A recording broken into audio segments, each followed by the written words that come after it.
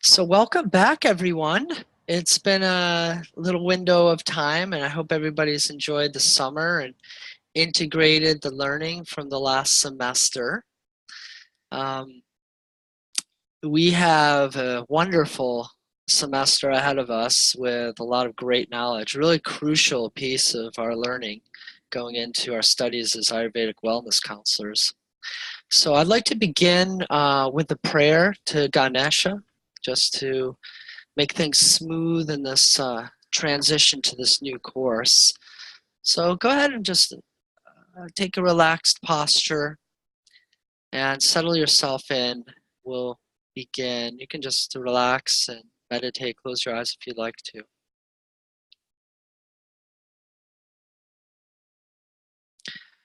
Om Gananam Tva Ganapati Avamahe Kavim Kavinam Upama Shravastamam Jeshtarajam Brahmanam Brahmanaspatana Shrinvanutibihi Siddhasadanam Vakratunda Mahakaya Suryakoti Samaprabha Nirvignam Kurume Deva Savakaryeshu Sarvada Siddhi Buddhi Shakti Sahita Shriman Mahaganadipataye Namo Namaha Nirvignam Kuru. And just a little translation in English of that prayer. We invoke you, Ganesha, who is the ruler of all gods, you who are the most renowned, full of inspiration, the most elder one among high gods. O the divine father of all mantras, the leader of all the divine. By listening to our humble prayer, come with all your divine protective energies and sit amongst us to protect us and fulfill our sacrifice and devotion of learning. With curved tusk, big body, and effulgence equal to 1,000 suns, make us free of all obstructions, O Ganesha, in all my duties and in every way.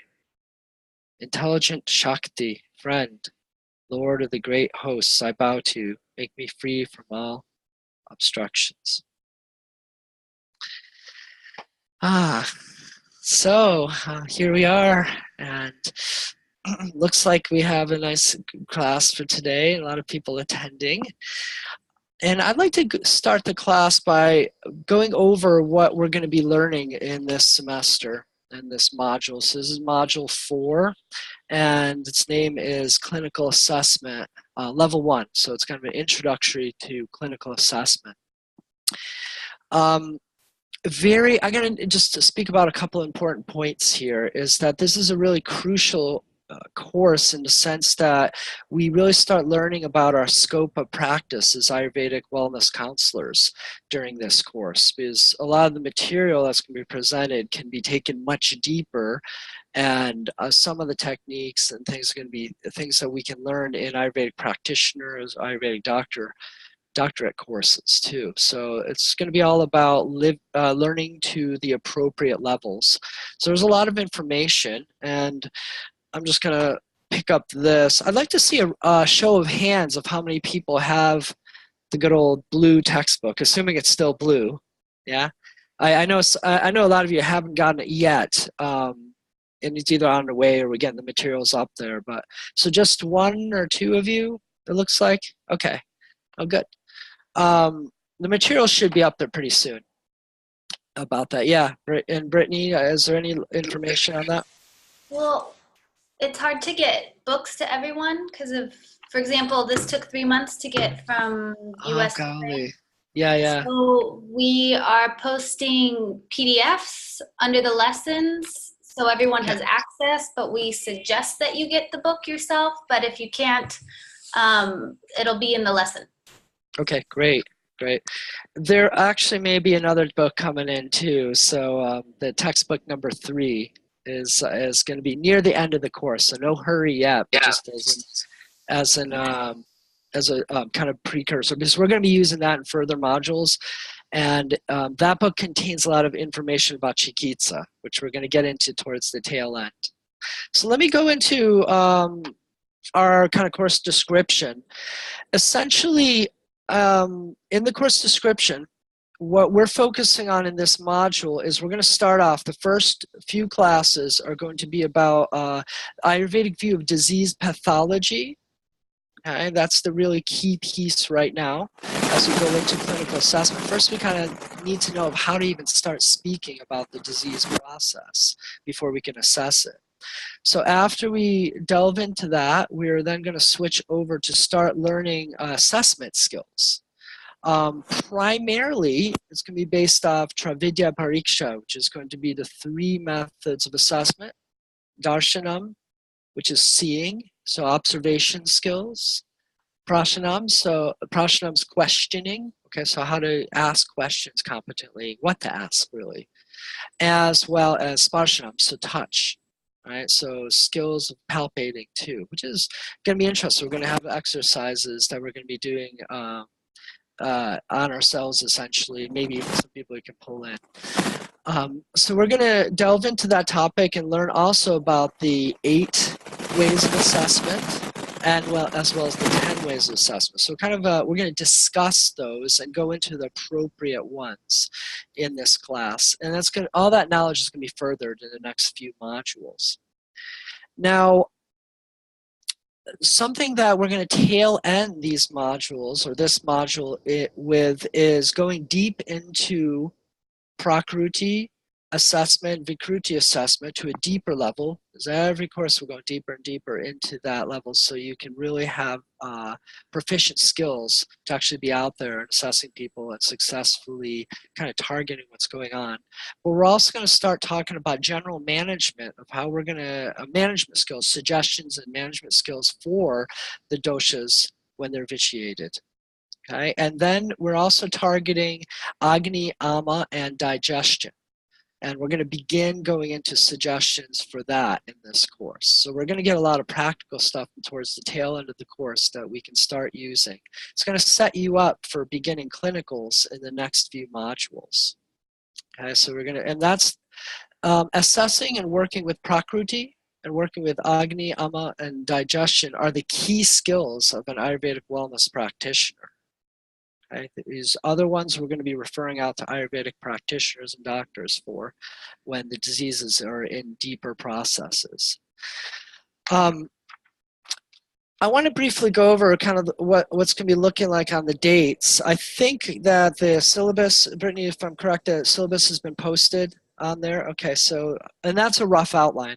There's going to be probably slight changes in the subject matter anyways, but the class dates will hold. So today we're going to begin with the 5 clinical barometers, Nidana Panchakam. Okay, that's the beginning of starting to look at diseases with Ayurveda. Next class, we're going to go deeper into a very important subject of samprapti, which is pathogenesis of disease. Okay, and then we're going to have a Q&A. Q&As are going to be interspersed every 3 or so classes. Okay, so there's going to be sufficient breaks.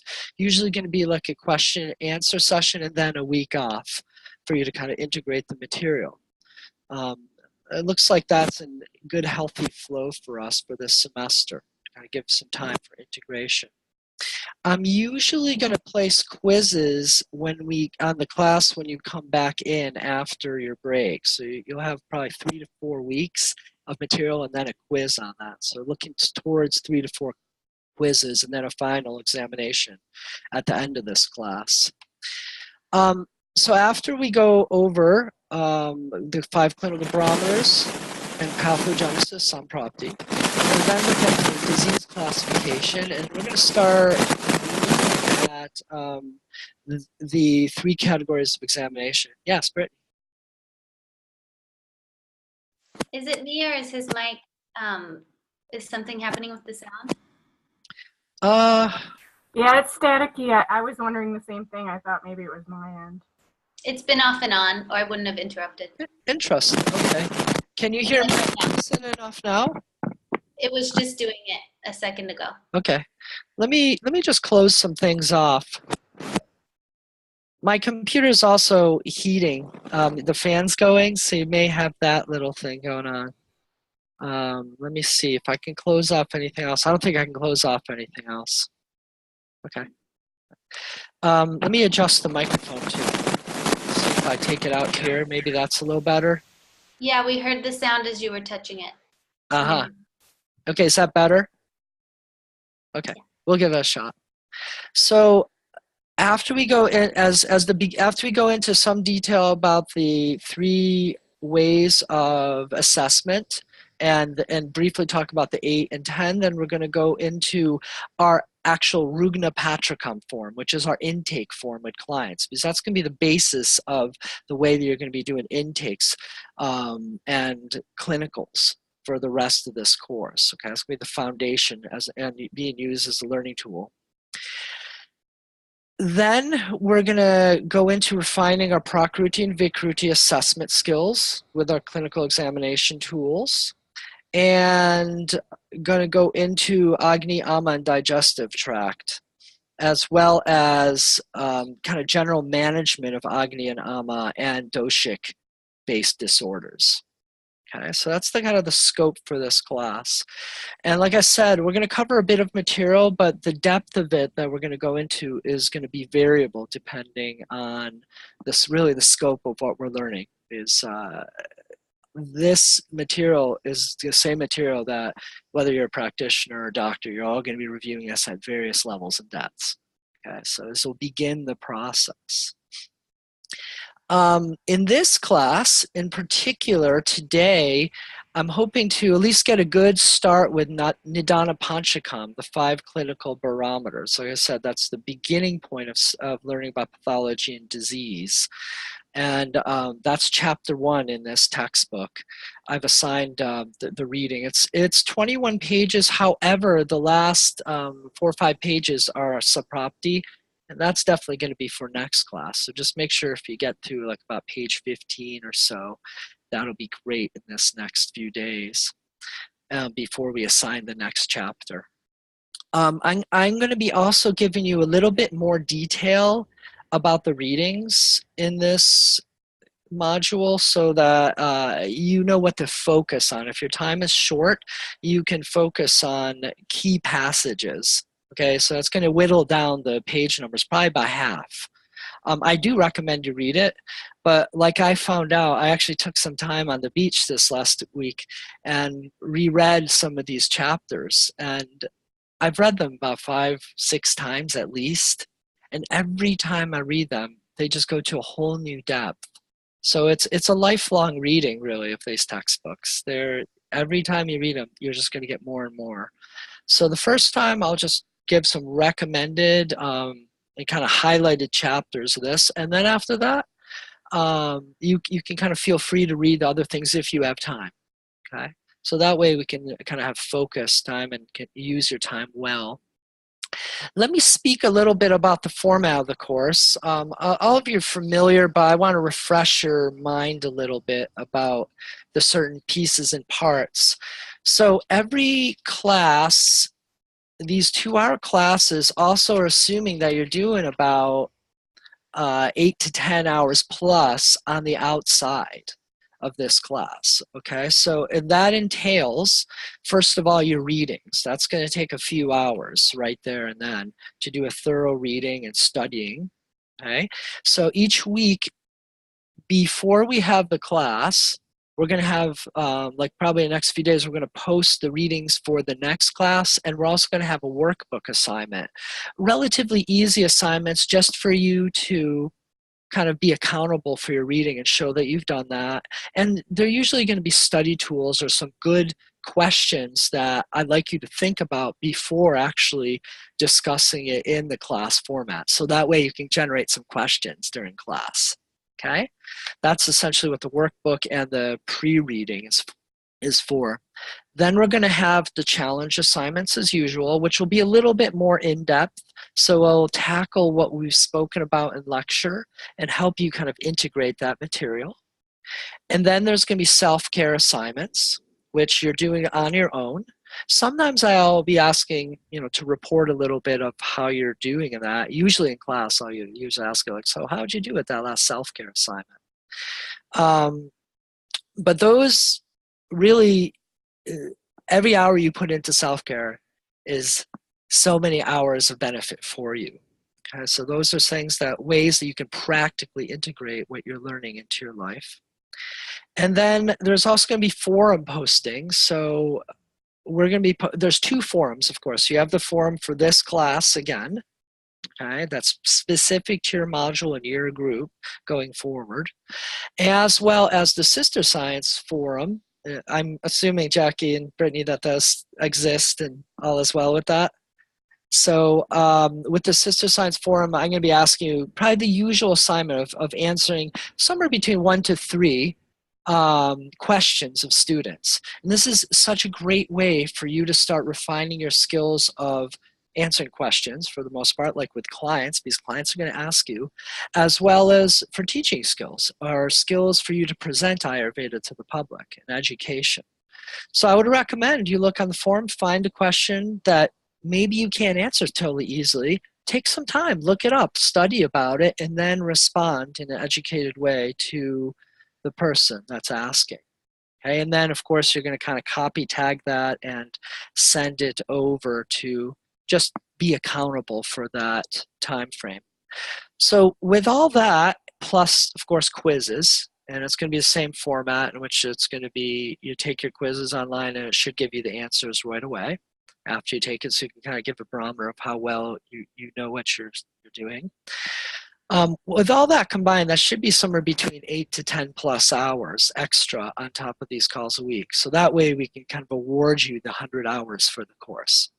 That makes sense, everyone? Okay, good. Again, I'll really, yeah, please, Anna. I find it hard to answer questions in the Sister Science group because I'm not on Facebook so much. And then when I'm on it, most of the times all the questions are already answered by someone else. So I'm always like, oh shit, I wanted to answer something, but then there's nothing to answer. So what do we do?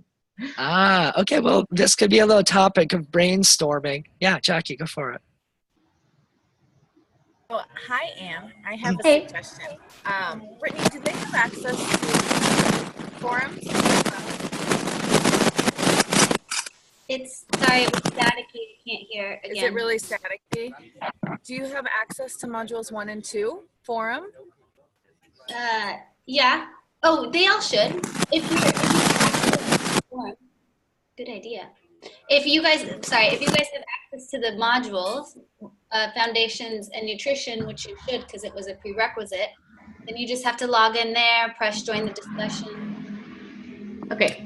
So now you have 3 forums that you can answer questions in. That's a great idea. Yeah, that within that, hopefully, you should be able to check. But please also, as part of your outside time, it would be useful to maybe check more than once a week, maybe 2 or 3 times a week. Just quickly go on there. Just have that like on your computer ready to check.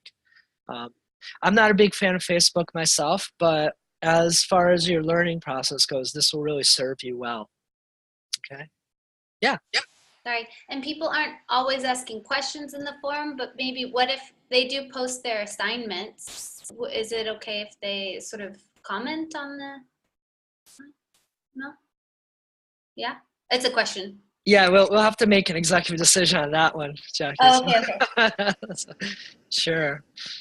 Okay. Well, let's see how it goes once we get onto those 2 forums and see how it works out. But hopefully that should increase a lot the number of potential of what you may be able to answer.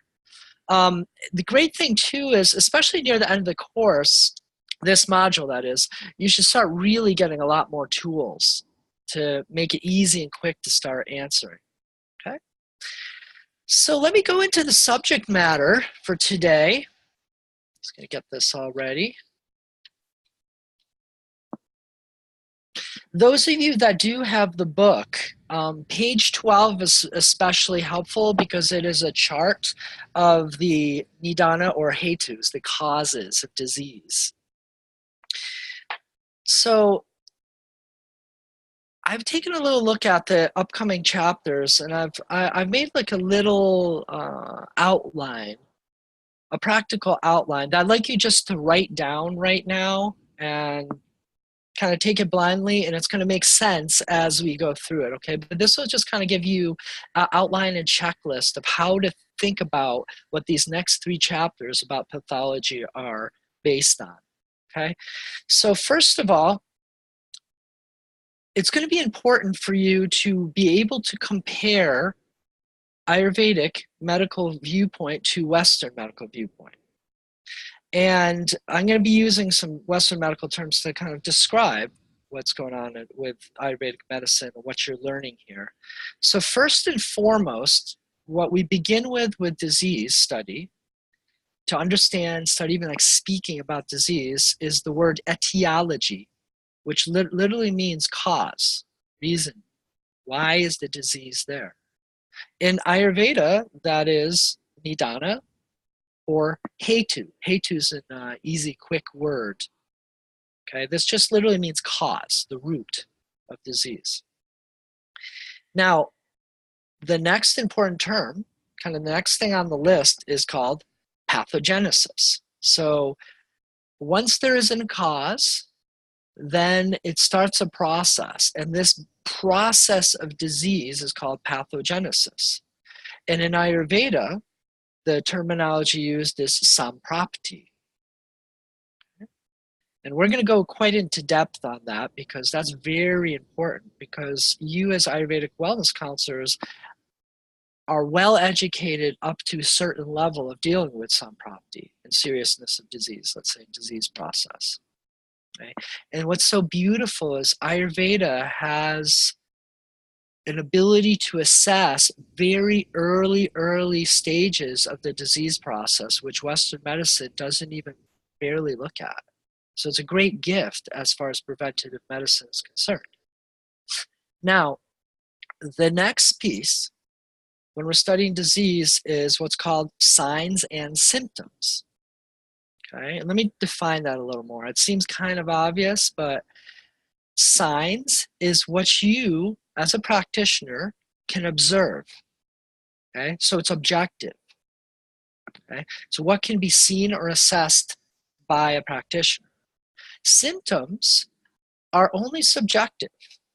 That is what the client only knows, unless you have extrasensory perception. Okay?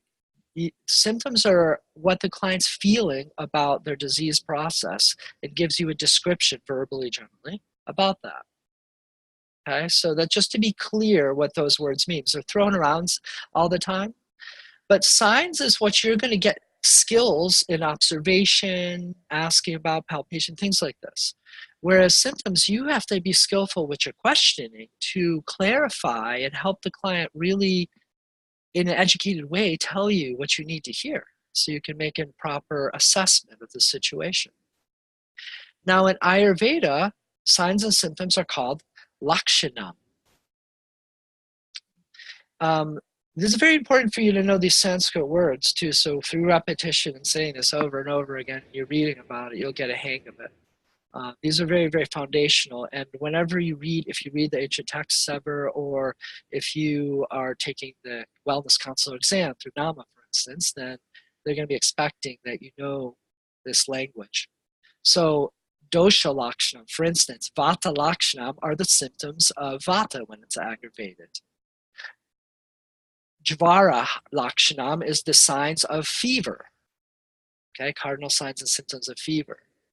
Okay, so it's used in many ways. Let me speak about this. And I may be going over our heads right now, but I'd like you just to write this down. And you'll have a list that we'll be filling in over the next few courses.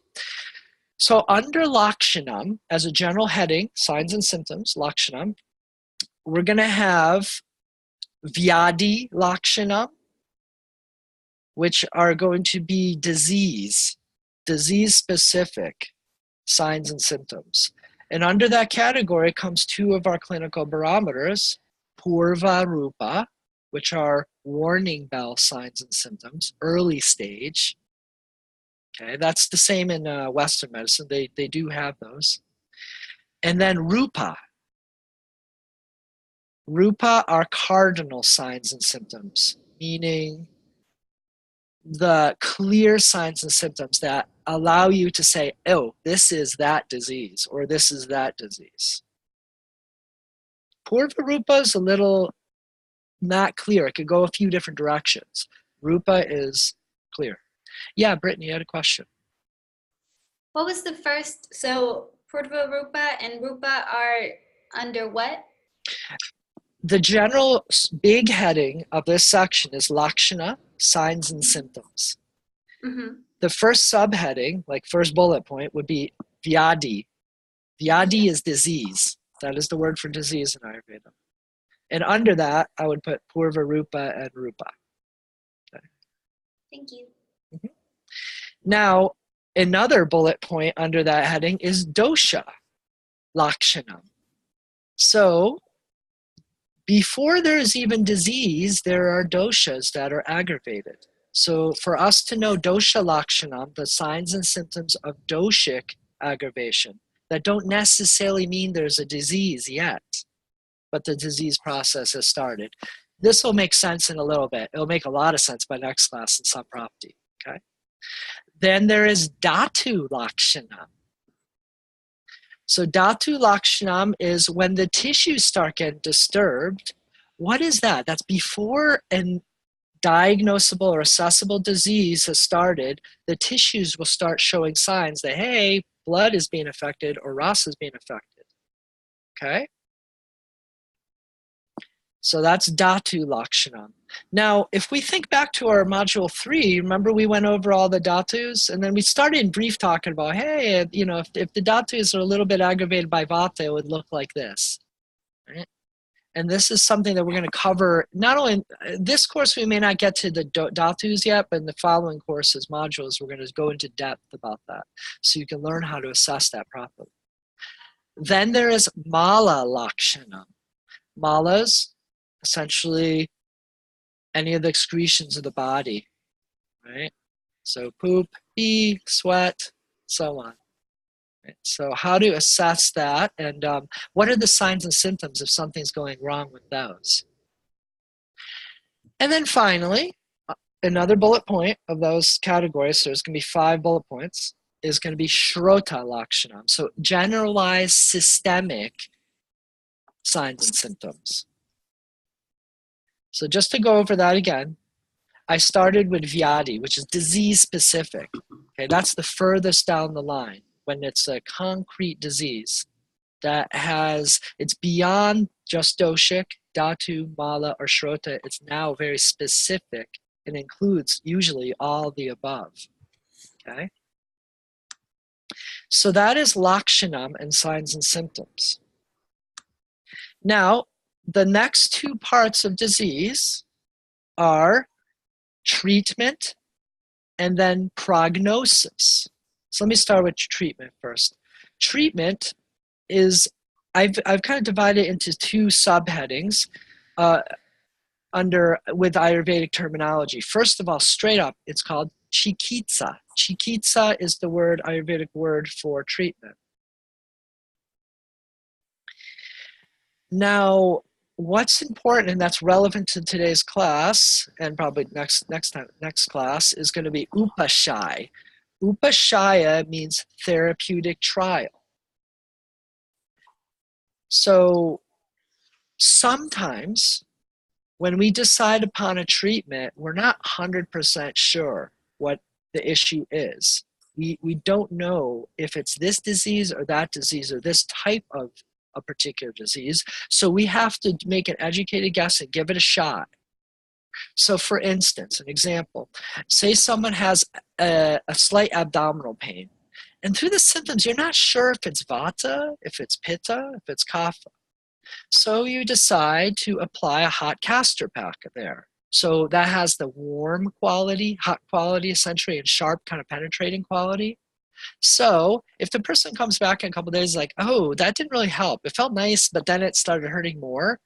We can then conclude from that therapeutic trial that, okay, that's not the right strategy. So it must be pitta that's going on because it got aggravated by the hot and sharp quality. Otherwise, if it was like, oh yeah, that's really helping, then we can assume it's vata and likely kapha possibly too. And then it's like, oh, okay, we're on track. So that is therapeutic trial. It's very, very important. No matter who you are and how far advanced you are in Ayurveda, you're still going to be using that clinical technique. There's always going to be something that will not be quite sure, and you're going to need to do therapeutic trial. So it's not guesswork, it's educated strategies to figuring out what's going on. So that's part under treatments. And lastly, prognosis. Prognosis of a disease, that's a Western word, prognosis meaning how easy is this to cure? How likely is this to be curable?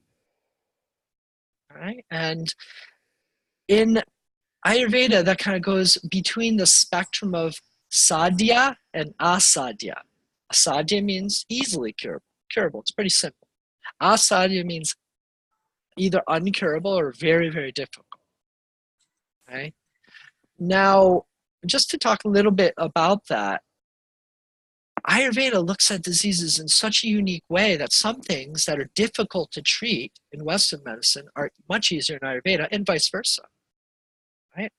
So modern allopathic medicine has some wonderful techniques that's been developed that can actually cure and relieve some very serious illnesses that Ayurveda didn't have at the time, especially in the realms of surgery, for instance. It's a good example. Okay, so just to go over that again, we have etiology, nidana or hetu.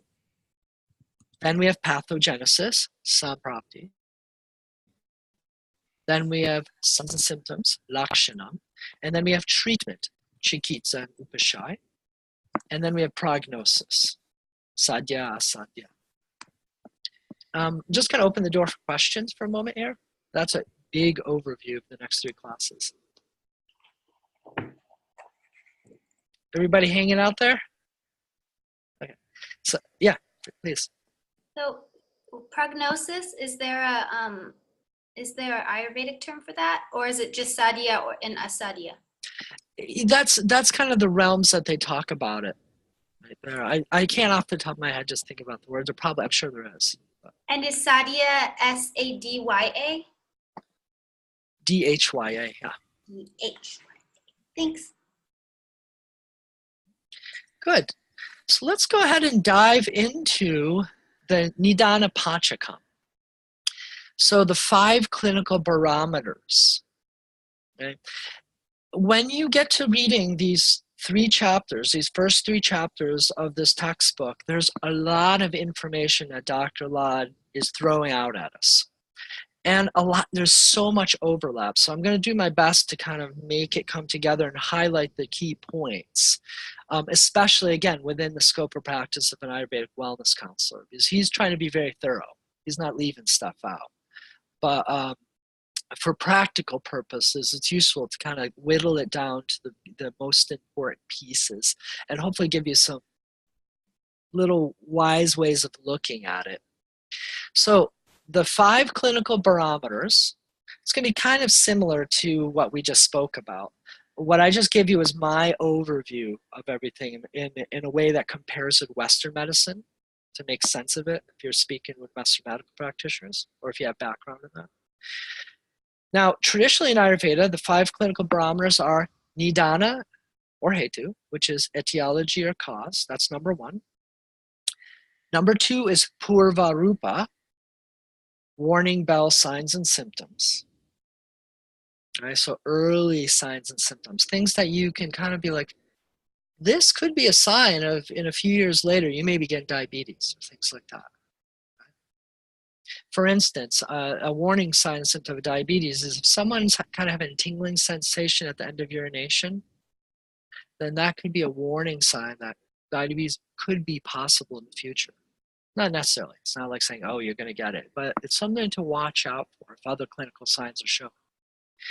Rupa is the next category. That's number 3 of the Nidana Panchakam, and that is cardinal signs and symptoms. That's signs and symptoms that clearly say it is this disease. Okay, so diabetes, weight gain, slowing metabolism, resistance to insulin, so on and so on. And then number 4 is Upashaya, therapeutic trial. All right, so we're going to go into that in some detail. And number 5 of the 5 clinical barometers is Samprapti. And there's many ways to talk about Samprapti, as we'll see when we get into that subject.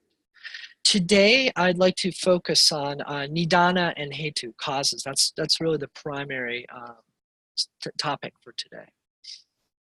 So I like to start out with a little bit of Sanskrit, a little Sanskrit phrase. So karya, karana, bhava. So karya, karana, bhava. What this literally means is every cause has a definite effect. So Ayurveda sees that every disease has a root somewhere, right? Has some cause to it that has created that disease. And Dr. Lott has a nice quote: cause is a concealed effect, while effect is a revealed cause. It's a beautiful way of looking at it, with developing your skills as a practitioner, as a wellness counselor, etc., then over time we start kind of getting clearer and clearer ideas of like how to get to the root causes. What is it that is the seed, the key seed that caused this imbalance, this illness? And Ayurveda gives us an amazing potential to discover that through the help of our client, that interaction with the client, to be able to find that. Oftentimes, if we can hit upon that, then we can really truly help the person come to true balance and health. So I have Yeah. a question. Yeah, please. So what would be the difference between Nidanam, like the theology or causes, and Samprapti, the origin and development? Yeah, good question. So Nidana is the origin, and Samprapti is the development from that origin of the disease process. Every process has to begin somewhere. And then let's just say a window opens. Okay? There's a window open in a wall. And then the wind starts blowing in and other things start blowing in. That's Samprapti. The window opening is the cause. Now, with that analogy, bear with me for a second. This may help out. There's also a word that's very important for us to start getting familiar with now is Kavaigunya. Okay, so I'll spell it out. Khavaigunya.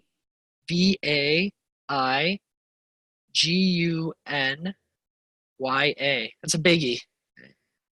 It's like the supercalifragilisticexpialidocious of Ayurveda, kind of. So Kavaigunya. Kavaigunya means defective space. You know, I never like the straight English translations, but this is, for one reason or another, this is a weak spot in our system, or many. We usually have many, but Kavaigunyas are windows that causes or potentials can arise in. It's a fertile ground for seeds to be planted in. Okay. So let's just keep that in mind. Kavaigunyas are words that are going to come in a lot during the next, really the rest of your life for Ayurveda, I should say. Very, very important to know about. So Samprapti originates in Kavaigunyas. Okay. Or let's say later stages of Samprapti originate in Kavaigunyas. Okay? Because that'll make a little more sense. I don't want to get myself caught in words here yet. So we have cause, we have nidana hetu, we have a kavaigunya, and within that kavaigunya, disease process begins, samprapti begins. Okay, for now, let's keep it with that before we go into details. That makes sense? So a little bit to know about is essentially when a client presents a picture of symptoms, when you're doing an intake and the client starts talking about this or that that's going on, the small things, the big things, the diagnosis they have, and all this, we have to kind of put this together and look at it through our mind and use these 5 clinical barometers and figure out, like, where in this picture, how does it all make sense? What's the chicken and the egg? What is possibly the cause of this? What are the stages of the disease process that have happened in the past that have led to this result? Right? So these are all pieces of what we do as a practitioner, as a health counselor. So let's start talking. Let's switch our focus now to talking about nidana hetu, about cause. I'm going to use those words interchangeably, hetu and nidana. So I was just looking at the exams for the Ayurvedic wellness counselor, and there's 3 main emphasis for causes that they really want you to know. Okay, so I'll start with those. Again, on page 12 of the book here, there is a 32-point list, which will be important for you to have because your homework assignments are going to be based off of this too. Now, that's a very elaborate list. I'm assuming Dr. Lad went through Ashtanga Hridayam and Samgraha, the Charaka Samhita, Tashushruta Samhita, and Madhava Nidana, and a bunch of other books, because he has these all memorized in his head, believe it or not, all those thousands of verses. And he kind of called out all these things and put them in a nice list for us. Okay?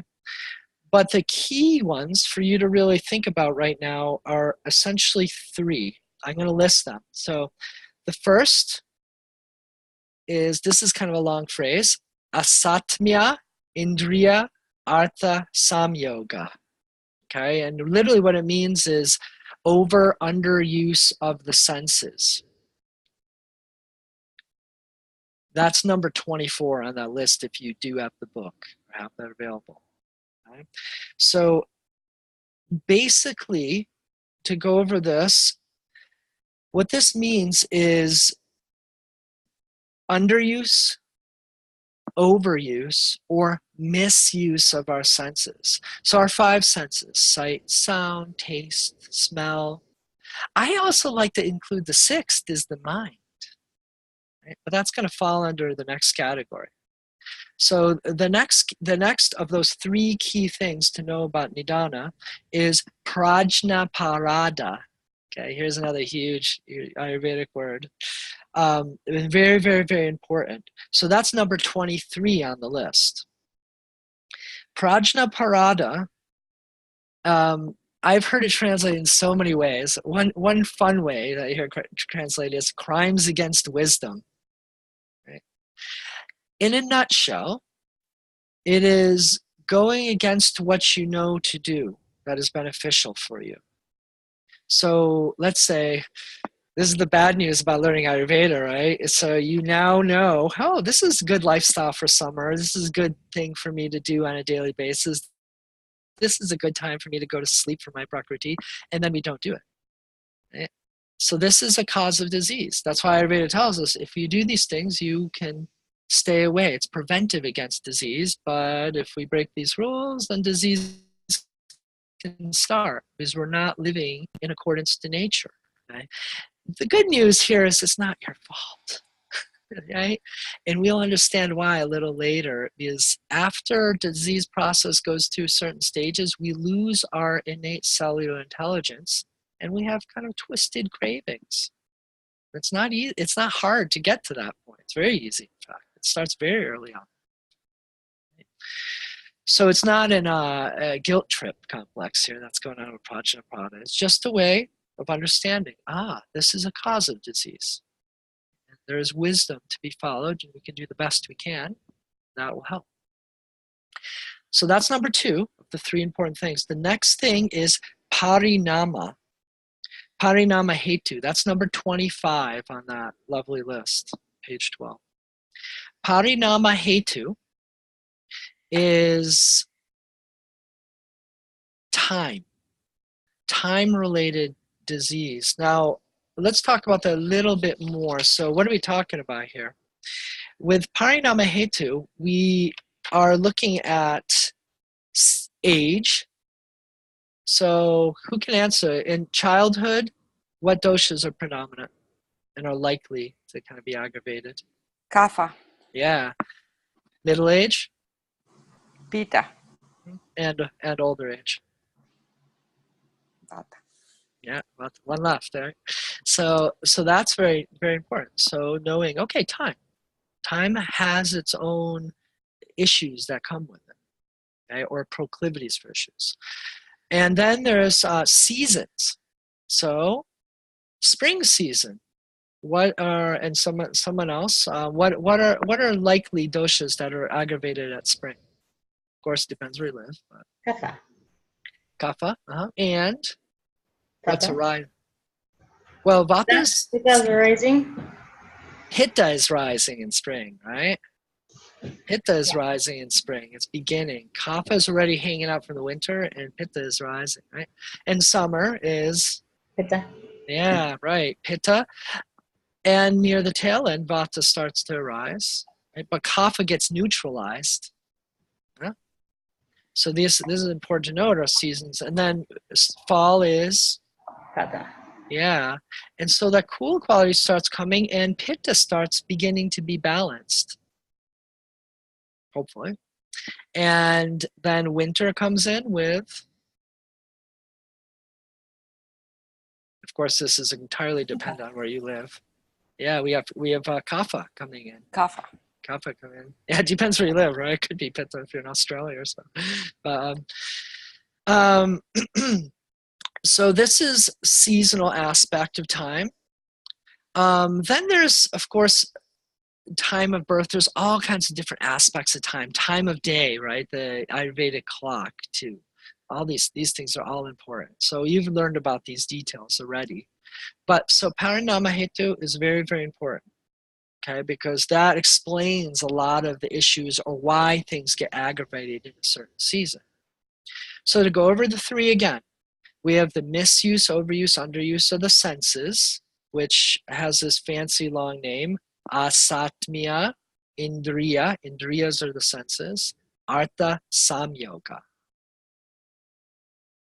So that's one. Number two is prajnaparada, knowing what to do but not doing it, being told what to do but not doing it for one reason or another. And the third being parinama hetu, the time-related cause. Okay, just any kind of quick questions before I go on, because there's a lot more to go over, but those are the three keys I want you to really know, because again, those are going to be on the Ayurvedic Wellness Counselor exam. Those are the ones that they really focus on. I just have kind of like a thought, I guess, because there's so many time issues. It seems like the time of day, seasons, it seems, is it time that is more so affecting people, you think, versus maybe some of the other causes? Well, Mhm. so there's so much overlap, right? And sometimes we can't be exactly sure, but that's what makes this all so beautiful. It's not easy. You have to be an artist to you know, it's art. Ayurveda is art. It's beautiful in the sense that we have to find out with that person uniquely what it is. It takes two. We can't figure it out ourselves. It really involves the person and them and educating them and having them learn to watch. Right? So there's going to be tremendous overlap. Basically, the rest of these are almost entirely overlaps of everything we just talked about, the first three causes. So yeah, good observation. Good observation. Let's go a little bit deeper in these. I think I covered the time one. I think, is it okay that you get the idea about the time-related ones? Okay. Now, the beauty of the time-related one is Ayurveda's link with nature, right? Because time is entirely related to natural processes, natural laws, diurnal cycles. So this is the way that Ayurveda talks about that. Now, that's the more or less external kind of cause. The internal is then, what are we doing with our senses, right? How are we imbibing that external information, right? How are we overusing our sight? Are we looking at things all day and focusing intently? There's a difference between just relaxing and enjoying nature and observing a beautiful sunset or just being with it, as opposed to like looking at a computer screen or reading stuff, right? That's very, very different. So overusing of our senses, listening to stuff, like listening to music all day long. You see people going on the street, they have headphones on 24/7. That's overuse, right? That could lead to some issues because a lot of people, I know a lot of people that, or I've met a lot of people that can't live their life without music all the time going on there, or a TV going on in a house. Right? So that's overuse of the sense of hearing. Overuse of taste, what would that look like? Overeating. Yeah, or just having so much temptation for so many different things, combining a zillion different things in a meal. Right? Mm-hmm. And the overuse of smell. This is an interesting one, but you know, how many people do you know that are just completely crazed with essential oils or scents and perfumes and are wearing it all over the place, right? Or just too strong, Yeah. right? So that's another factor. And as well as touch, too much touch, and that goes the opposite. So that's a great one to then think about underuse, right? So if you don't get touched enough, there's some serious issues that arise. They've done enough studies on that. Right? So underuse of our senses is a serious problem. Dr. Ladd gives a kind of an interesting example that what was considered very bad punishment a long, long time ago was putting people in solitary confinement. Right? And well, that still happens, right? That's a punishment. And it's like, oh, you know, hey, if you're a yogi, that's cool, right? But not really. If you have no sound, nothing to look at, et cetera, that actually can cause a lot of diseases and mental instability because of underuse of the senses. Now, that's one thing. And then there's misuse of the senses, right? So if we choose, you know, we do have a choice to some degree. Not all of us, of course. Not everyone has a choice, of course, in the way they grow up. Like, say someone grows up in the inner city in a really violent neighborhood, and they witness traumatic scenes all around them, right? With their eyes, with their ears, gunshots, all this, right? So that's misuse of the senses, but not their fault. But it's just the senses are getting exacerbated tremendously, trauma. And then there's things that we choose. You know, what do we choose to watch with our eyes? What do we choose to listen to music-wise? This all affects us. It affects our doshas and affects our state of consciousness, right? Good news is there's tantric methods, right? You can transform anything. but nonetheless, living with the wisdom of Ayurveda, it's, you know, seeing that affects us, then we can make the choices to listen, look, smell, eat things that balance us, and use our senses appropriately to create balance. Thus, ahara chikitsa, food, right? The Ayurvedic diet, appropriately using the 5 or 6 tastes. Right? Sound therapy. Indian ragas are based off of that beautiful concept of the different scales and notes for the season to tune you into the present moment, right? And the season and nature. And then aromatherapy, balancing smell, touch therapies, right? Any kind of touch therapy, massage, etc., abhyanga. Right? And color therapy, visual therapies. Make sense? Mm-hmm. So this is something to reflect on when we're working with clients, to kind of keep in mind. It's something that's, oftentimes we don't ask questions about, but it's useful to know, because it may end up that maybe someone's watching something that's really intense, and that's really upping their vata, and that's actually a causative factor, or a huge contributing factor to a disease process they have going on. Okay. I believe, anybody have any questions about prajna parada? I think that's kind of an easy one. And I want to emphasize, again, it's not guilt-based. That's very, very important piece, because it's easy, usually as a Westerner too, to look at prajna parada as being like this crime against wisdom. It's like, oh no, now that I know, I gotta do it perfect. And if I don't, I'm gonna get sick, or it's my fault. As you'll see, when you discuss about samprapti, we lose our intelligence, our connection with buddhi, with our higher self, let's say. And it's not necessarily our fault. That often happens very early in life, too. And, of course, time we covered. So, last questions on this before we go on? So let's head back now to that list. I thought I heard something. Okay. And I'm going to start going through them in somewhat of an order, okay? So the first two on that list are internal and external, nija and agantu, okay? Now, these are not only causes, but also, as we'll see in a later chapter, they're also a way of classifying disease. So, and this is a very broad category, right, intentionally. So nija is internally sourced or internal cause. So that is primarily doshically generated issues by the doshas being imbalanced, because that's something inside of ourselves, right? That's our kind of barrier, our mechanism of balance, homeostasis, and also our mind, right? Because I like to explain nija as, if you're doing a meditation retreat or you have no influences from the outside, can you still have bad days and good days? Yeah, right? It's not all bliss when you kind of turn your senses inwards, right? Things arise spontaneously. We wake up in the morning and we feel grumpy. We wake up in the morning and we feel happy. It's not necessarily because of the outside, just an initial arising from ourselves. So that's nija.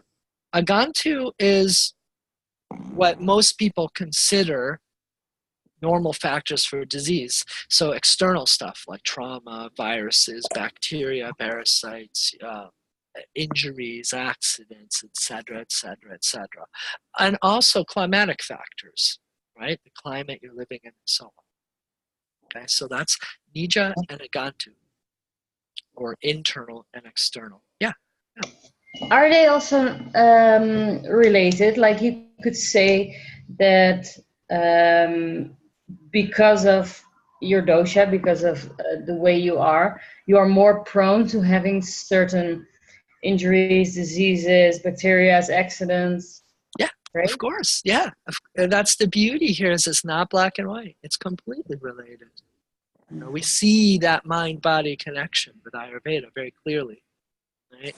Whereas like in Western medicine, no, they see that too. They see that genetically, or this and this. Now they're seeing that. But the beauty is Western medicine is starting to have some way of saying, oh, we actually have propensities for things, i.e. genetics and things like that. Mm-hmm. Right. But there's much more than just genetics. And they're discovering that too, and Ayurveda knows that. Now, let's go through numbers 3 through 7 are very related and overlap strongly. So, sani krushta, immediate or short-acting cause.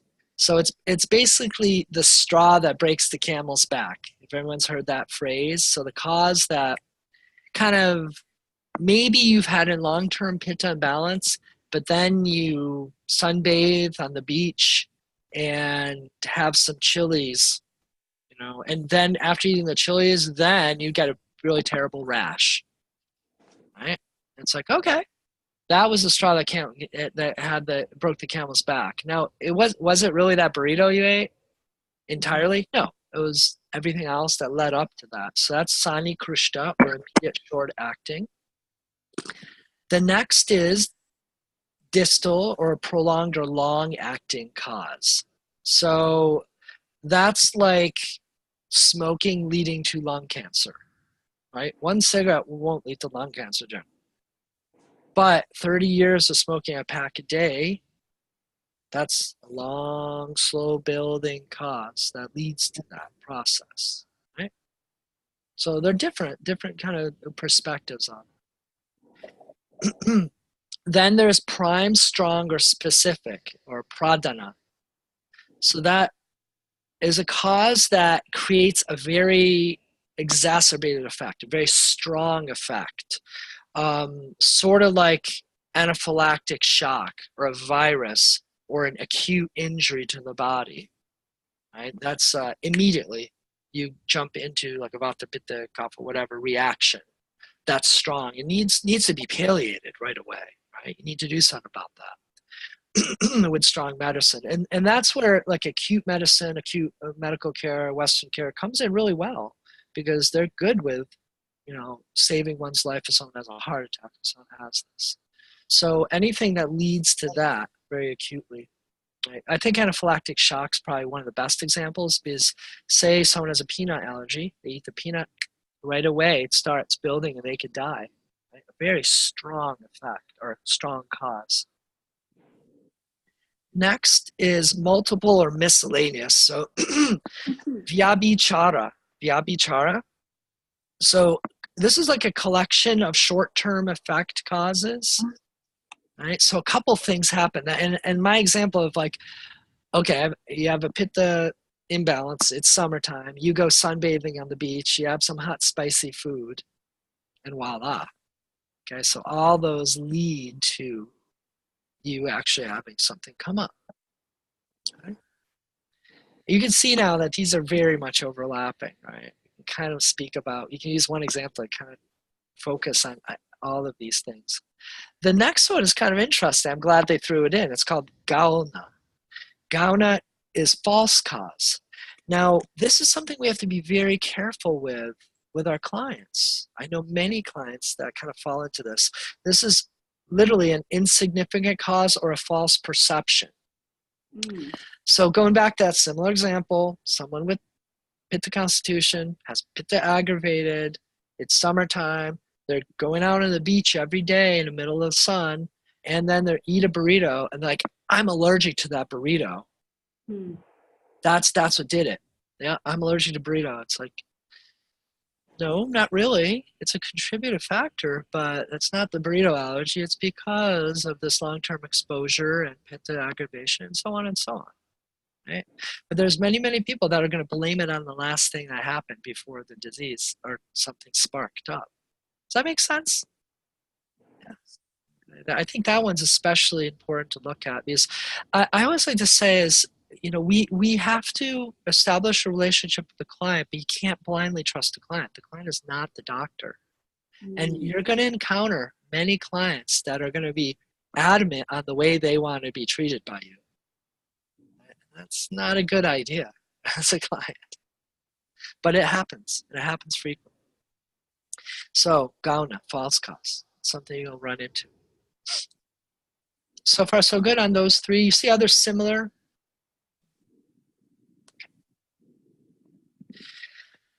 So next, dosha specific, dosha hetu. So causes that are due to aggravation of a dosha, which is just about anything, right? But it's in the text, so it needs to be mentioned. We don't have to talk about that too much. But I would say the things that show, like if someone comes to you and it's not a disease, but they just have like a little bit of slightly loose stool, but that's really all they have. That's by doshic aggravation, right? It's probably doshically caused as opposed to any other reason. If there is no other reason you can find, that's a classic sign of dosha being aggravated. Okay, next is cause provoking the disease, so vyadi hetu. Okay, Vyadi hetu causes are causes that are kind of linked to diseases, right? That let's say, nowadays we know, as well as in Ayurveda, they knew if you did too much of something, it can lead to a disease. Again, like smoking leading to lung cancer. A great example I'd say of this, more specifically, is repetitive motion leading to repetitive motion injuries, right? Or causing arthritis.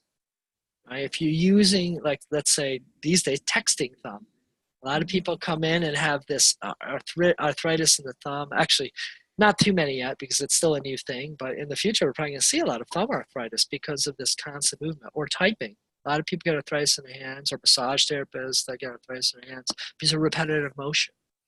Or workers have the same repetitive job, so on, or athletes, right? So that's a good example of this Vyadi hetu. Next, let me see about, maybe I'll stay in order of your book. I think I'm going to stick with the order I have here. I have a method to the madness. So I'm going to jump to, let's see. Yes. I believe number 9 and 10. Let me just double check on here. So yes. I want to make sure 10 and oh yeah. 10 and 11. So Ubaya and Vyanjaka hetu. Ubaya hetu is dosha causes that actually create a pathology, meaning a real labelable disease, as opposed to just something that you wouldn't necessarily see a doctor, some small discomfort or a small symptom. Okay? And then there's Vyanjaka, is only doshic aggravation and not necessarily a disease. Okay? You can see how this is very much related to number 8, dosha specific. Again, it's just playing with words here in a lot of these things, but they exist. I'll just go over them for you. And then I'm going to kind of jump to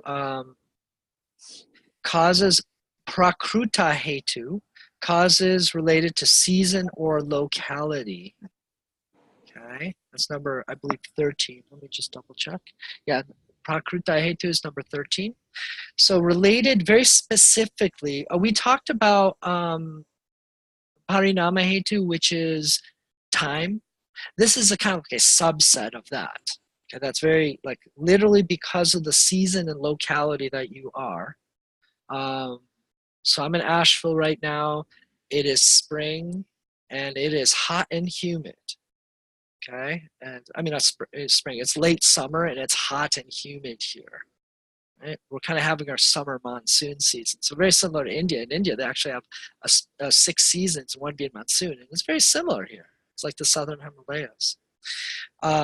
So Pitta and Kapha are really up right now. So if people are getting Pitta Kapha pathologies, well, season and location is probably causing that. I just flew back from Colorado.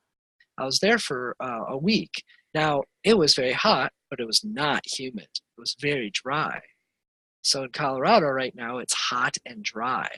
Right? Totally different climate and locality. That's how. Still Pitta, but no Kapha. It's a Vata, a high altitude desert. So that's very important. So if you're seeing, a lot of clients are going to be showing up with, and they're going to complain about that. Like, I moved from here, and then when I moved here, I started getting allergies, started getting this, I started getting that, or my arthritis got worse, or it got better when I moved there, right? So this is an important thing to look at. So parikruta hetu as a subset of that greater parinama. And then there is vaikruta hetu. So diseases that are opposite of the season or location. So if you're getting a disease that is, if you get like Pitta Kapha type eczema, like a weeping and reddish kind of eczema, and it's in a pitta kapha climate, okay, that's the seasonal one. Now, if you're getting something that's out of season, say like getting diarrhea in the winter or loose stools in the winter, that would be Vakrute Hetu, number 14. That's opposite. That's a little trickier situation. It's like, now that it's getting cold, why are you getting heat symptoms, right? Something's not quite making sense there. Okay. Number 15 and number 16. Anubandya and Anubandha. Okay, this is the only difference between the spelling of this is the H and Y in the first one. So Anubandha is existing disease that can cause a new disease. Okay? And the next one, secondary causes or complications. So let me explain those a little bit. This is when we're getting into, like, someone has disease and it's progressing into something worse or stimulating a whole different disease process. Okay? And that's common with more when someone has a lot of different doshas and complicated symptoms. So the first one, Anubandha, it's kind of a primary causing tract, in the sense that if you get a cold, if you don't treat it and you're not taking care of yourself, it can lead to bronchitis. Right? The next one is, well, bronchitis is already a serious disease. Right? It's a serious issue. You got to deal with that. However, if it's not dealt with properly or you don't deal with that, then you could get something that's similar, or concurrently, you can get bronchitis and pneumonia. Right? It's not the exact same thing, but two things can arise now. That makes sense? Okay, so it's just a subtle classification of that. I'm just going to take a quick little pause here. Any questions? Because I'm running through these quick. Hanging in there? Okay. So we covered the Anubandha, Anubandha, and then number 17. Yeah, please. Now I can't remember which numbers there were, but there were two similar ones. The one when you use that being on the beach all day, eating burrito and something like that. There was like two similar ones. I was wondering what the difference were between the two. I think I used about 6 similar ones off that one. Again, a lot of these are very subtly, very, very subtle, like little changes on them. And I need to teach you this because it's part of the curriculum, but at the same time, it's okay if you're not having all these in memory. Just the first 3 are really the key pieces. Again, when you look at the book and look at that, you'll probably get the kind of little difference. But if you remember what specific ones, I'm glad to answer. Okay, can't tell off the top of my head. I have a question. I'm Yeah, sorry. please. I think I missed something. Anuvandhya, that's existing disease causing new disease. And then Anuvandha, I think I missed what that is. So the difference, the subtle difference between Anubandha is kind of a logical progression of disease, cold to bronchitis. Whereas Anubandha is a progression, but kind of a different disease, slightly different or even quite different disease happening because of the first one. So the example was, well, first one was cold to bronchitis. Yeah, that makes sense. Right? Cold's going deeper into the tract. And then bronchitis and pneumonia happening at the same time, which are a little different. Yeah, they can happen, of course. They kind of set fertile ground, but they're not exactly the same thing. Right? Slightly different. So it's subtle. It's very, very subtle. But, they flush it out in Ayurveda. They get to the subtle pieces. So the next one, very important actually, number 17 and 18, Sama dosha and Nirama dosha. Later on in this course, we're going to go into quite a bit of detail of recognizing, does a dosha, when it goes into the tissues, also generate ama or not? Because if you have ama, that really changes the way you're going to treat that issue. So nirama, without ama, sama means with ama. Okay, so if signs of ama are showing up along with doshic aggravation, you have to treat it one way. If no signs of ama with doshic aggravation, treat it a different way. Okay, and we'll get to that later on in the course. Number 19 is Shari Raja, and then number 20 is Manasika, and number 21. I'm going to kind of go through all these kind of in a section. 21 is Atamaja, and 22 is Karmaja. Now these, they start talking about body, mind, and spirit causes here. So Sharirija is physical disorders, okay? That disorders that are caused physically. It's a physical thing. It's pretty straight and clear. And then there is manasika, psychiatric disorders that are mind-based, origin, anxiety, depression, things like that. Bipolar, things like that. And then there's atmaja. That's Ayurveda's way of saying disorders of the consciousness. Okay, and you can roughly translate it to genetic disorders that have conscious effects: cerebral palsy, bipolar, ADHD, things like that. Okay, that in Western medicine they call it genetic cause. In Ayurveda, they're looking at something in the consciousness. They talk about how karma from past life, etc., has come and kind of created this situation. Okay, so it's we'll get back into that a little later on in disease classification, but that starts kind of getting into spiritual causes in hetu. And then there's karmaja, that's just straight up from past karma, which again, it doesn't exist in Western medicine, these kind of things. But in Ayurveda, be it through Vedic astrology, etc., one can discover karmic causes for what's going on. And sometimes these aren't necessarily like genetic diseases, but they're like you get this disorder for a reason of a past karma, and then the karma clears, and then you get well. Yeah. So we hanging in with that little subsection: Shauri Raja, physical; Manasika, mental, psychological diseases; Atmaja, more kind of like genetic. And then karmaja, more clearly from karma. So this is where it starts getting very interesting with Ayurveda. And then number 23 is prajna parada. So we've already covered that.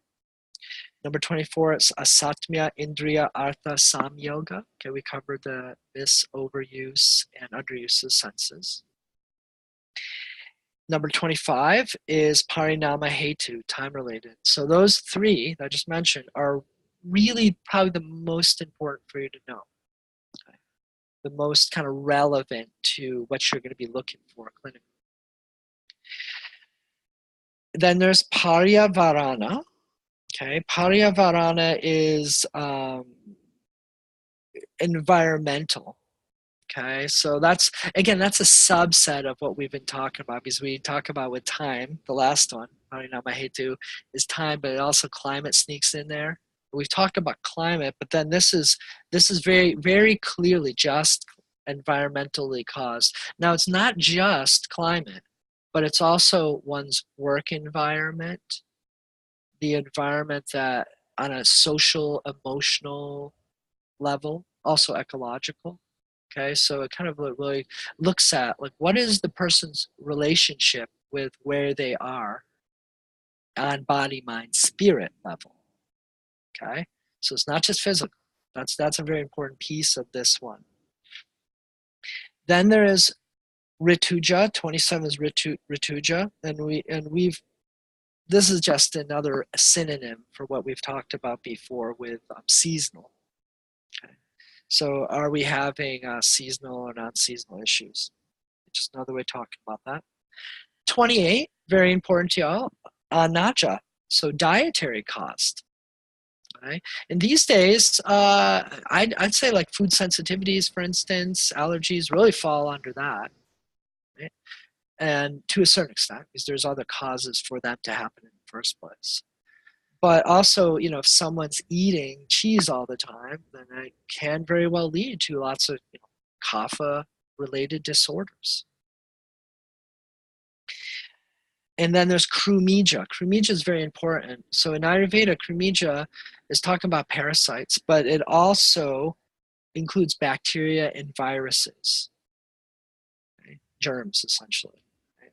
So in all the greatness of that word, germs, right? So which is a very big part of the allopathic model.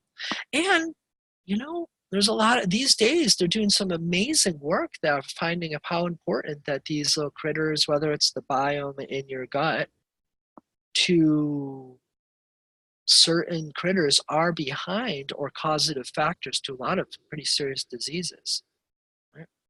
So it's not just like, okay, you get some amoebic dysentery in India, it's that, but you know, viruses have actually been now linked to cancers, different kinds of cancers, and so on and so on. So that's an important cause that we have to keep. That also includes fungi, yeasts, candida, for instance. Okay. So those all fall under that category of Krumija. Then we have Vyavasyaja, which is occupational hazards. So for instance, if you're working with a coal miner, and they're showing up with black lung or sun, they get coal dust, or say someone who works on old houses and they get arsenic or they get a lead from lead paint. Okay, so it's occupational hazards, or working in a chemical factory, fumes, etc. Okay, that falls under a category of Ayurveda that deals with that called Agada Tantra, right, which is toxicology. Ayurveda, even back then, they did have pollutants and toxins. So this would fall under that. I think an important thing to mention, you as Ayurvedic wellness counselors and hopefully later practitioners, for instance, if you're working in a closed room with all your herbs and powders and you're making formulas, that gets to your nose, so it's good to wear a little mask. That could be an occupational hazard. Abhigata, number 31, trauma. Right? This is a big word these days. So really any kind of physical, emotional trauma, trauma-based. So it's something usually very acute happens, and that is the cause. Especially when we're thinking about emotional, abusive kind of traumas, etc. Then that's very clear cause. Just a little quick question. What dosha is trauma usually associated with? Primarily, whether it's physical, emotional, spiritual. Vata dosha? Yeah, Vata dosha, absolutely. Okay, and then Aushadhi, yeah. I have a question. Where would depression fall into? It depends what the cause is, right? There's a lot of reasons why someone could get depressed. It could be seasonal, right? Season, could be climate. Oh, well, could be yeah, food. I'm thinking more about people that are like chronically depressed. If it's right from birth, it could be a genetic issue, right? So that could be seen as karmaja or atmaja. If it's you know, if it's come on later in life, it could be trauma based, so it could be abhigata, right? You know, so there's a lot of reasons, right? There's a lot of reasons. So remember, when we talk about a disease, we have to then, as part of what our work is finding out what is the cause truly. What's, you know, what is the root cause? I mean, we can talk about it. Oh yeah, kapha is aggravated, this and this, but what started that process? Okay. Right. So yeah. So we can't just say a disease is one of these causes unless it's very, very obvious. Okay, a sword wound would be shari raja. It's accident, and I would even put under abhigata as trauma. Okay. Okay, and then there's aushadaja vyadi. So the iatrogenic disorder. So what does that word mean? Iatrogenic means caused by medicine. So whether that's herbal medicine or, you know, most oftenly by maybe taking the wrong or overdosing or just severe side effect of prescription pharmaceutical medicines. As Ayurvedic practitioners, we're going to deal with that a lot. There's going to be a lot of people, I mean, Often when I pull people's medicines and they come in with their symptoms, it's right there. It's like, oh, irritant to stomach causes headaches, and they're here seeing me because of stomach issues and headaches. It's like, well, let's see if it's an iatrogenic disorder. You need to talk to your doctor about this. And then they talk to the doctor, and the doctor's like, ooh, okay, let's change or decrease whatever medication. Yeah, and it goes away. Right? So that happens. That happens more often than not. So we've gone through the 32 causes, and I said there's so much overlap, and it's very subtle differences. Again, Ayurveda wants to be very, very thorough and give you lots of possibilities. Now, when we look over all these causes, we start to see that diseases can be kind of classified by these things too, and that's something we're going to discuss in a future class. Is kind of, we're going to look back at this and be like, oh, how do we do disease classification too? Like, what are general ways that Ayurveda classifies disease? Okay. So I just want to open up for some questions before I move on to other subjects. Anything you'd like to clarify or kind of missed? Casey's iPhone. Okay, let's see. Raise the hand. Casey, do you want to ask a question? No, I'm sorry. That was from a long time ago when you were asking if we had the books. Oh, I see. Okay. I'll just turn that off then. Cool. Everybody good then? Okay. Excellent. So let's journey into the next piece. Okay. And with this next piece, I want to start talking about Purva Rupa. And feel free, if you have a question, if something comes to your mind about the first, yeah, please, Brittany. Not a question for you, but can you guys hear me with this? Mm-hmm. Everybody has the pages though, right? In your email today? All the reading? Okay, just checking. Yes, yes. Thank you for all that scanning and copying. It must have been a bit. No problem. Okay. I'll wait till next chapter. I have a question on that sense for the book. So should we still like have book number 1 with us? Like we're gonna need it in the course too? For the rest of your life, yes. Oh yeah. No, yes. I'm just like, I'm traveling and I was thinking Oh yeah. whether I should bring it with me or not. Not immediately. And Okay. I can't recall, like I may refer to some things from it, but no, I think you're pretty good with that for right now. Okay. And I should try to get the second book. Thank you. The second book definitely. The third Okay. book down the line too, and it's much bigger and heavier too. Okay, thanks. Yeah. Okay. You know, there's actually a 4th book in the series that hopefully someday will come out. That's very more directed to Ayurvedic practitioners. That's going to be not Chikitsa based, but actually diseases, particular Chikitsa for disease, which will be wonderful, Dr. Lyons. Okay, so going into Purva Rupa, I've already went over what signs and symptoms means, because that's important for you to know how to distinguish those. Again, signs is what you can see. It's objective. The client comes in and you can see, you can kind of assess from the outside. You as a practitioner see the signs. Symptoms is completely subjective. You have to rely on the client to accurately report what they're feeling, right? Or their side of the story. That's symptoms. So Purva Rupa, Purva means before, preliminary. Okay, and Rupa is manifestation. So Purva Rupa, in Western, they like to call it warning bell signs. Essentially signs and symptoms that preclude a disease.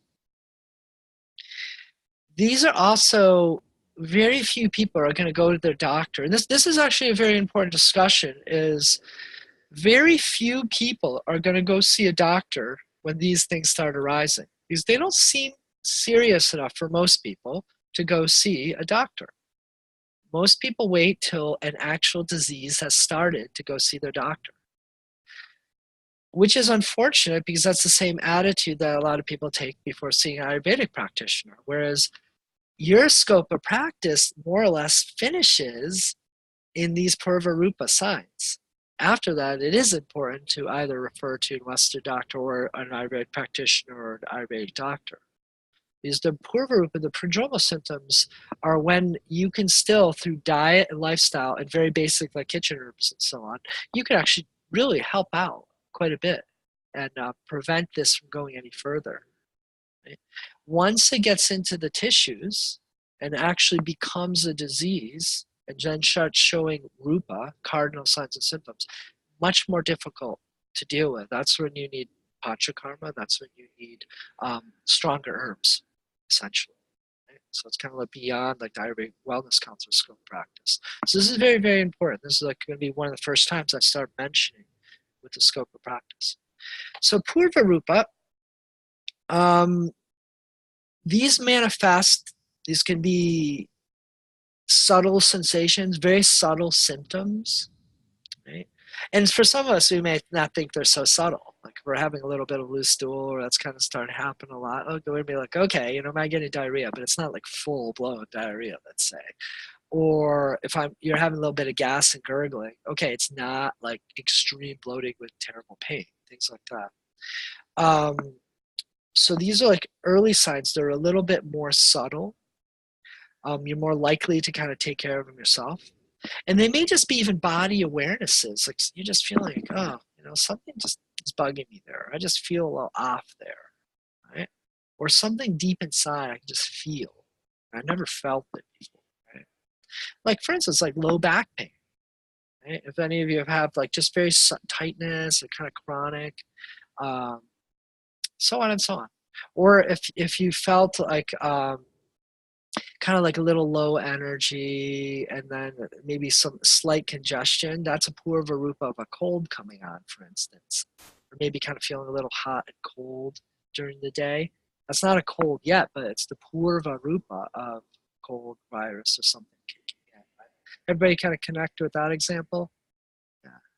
So these can also, Purvarupa can manifest in dreams too. Right? If you have like a dream of like something like, oh, I'm always in this water, or I'm sort of drowned in water, it could be a Purvarupa of possibly getting bronchitis or pneumonia or something like that. Again, sensations, body awarenesses, just feeling a lot of tightness in the lungs can be like that too. Now, Purvarupa indicate that the doshas are out of balance. Okay? They start really indicating that the doshas are what needs to be addressed at this point. But it's before the doshas start getting into the tissues and causing disruptions. So that's a very, very important point, because once they get into the tissues, that means the tissue, the Dhatu Agni, is being modified, a battle is being fought. In the next class, we're going to go into detail about that. Okay, about the Dhatu Agnis and what stages of disease genesis, Samprapti, are going to be worked at there. But right now, it's just suffice to say that the doshas aren't into tissues yet, but they're starting to brush up against the tissue agnis and the battle is beginning. That's when the Purvarupa symptoms show up. And these are a little different than just common doshic signs and symptoms.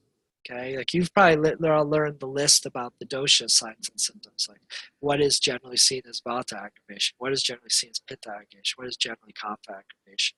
So slightly different than that. They kind of start now showing a little more specific tissues and systems of the body being affected with that kind of doshic flavor, let's say. Okay?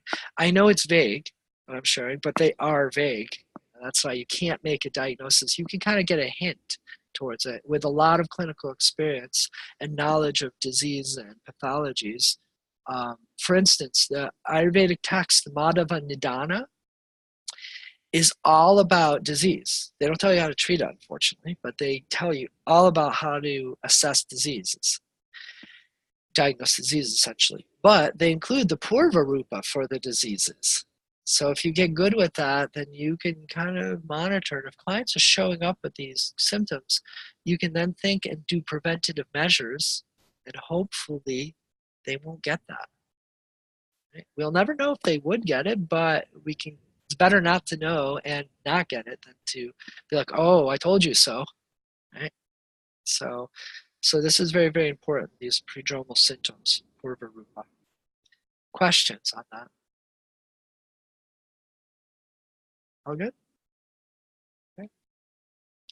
Next is rupa, cardinal signs and symptoms. So once the doshas and or ama has entered into the tissues, is lodged in there, later stage of disease, now you're showing symptoms that can then, by an MD, Ayurvedic doctor, whatnot, can be then diagnosed and said, this symptom, this symptom, this symptom equals this disease. I've just diagnosed the disease. Right?